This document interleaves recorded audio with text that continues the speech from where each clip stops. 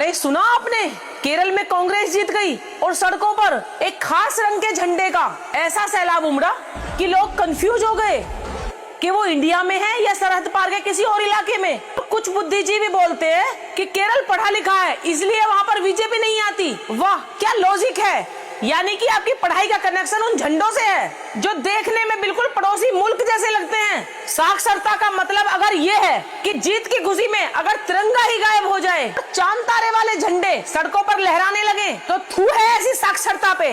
अरे ऐसी पढ़ाई लिखाई का क्या हम अचार डालेंगे जो राष्ट्रवाद की एबीसीडी तक भूल जाए। अब जरा दूसरी तरफ देखिए, बंगाल में जब बीजेपी चुनाव जीती तो वहाँ की सड़कों का नजारा क्या था।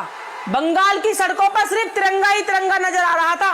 बंगाल में जश्न का मतलब भारत माता की जय था।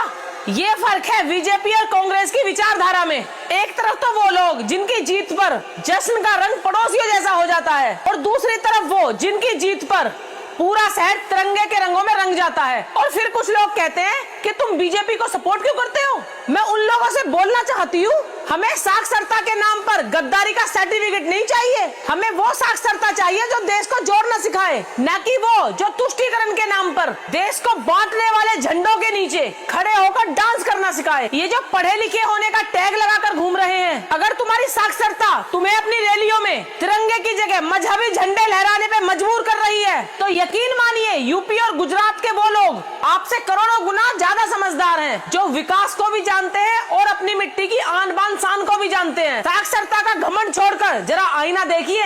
अगर जीत भारत के किसी राज्य में हुई है तो जश्न में भी भारत का तिरंगा ही दिखना चाहिए।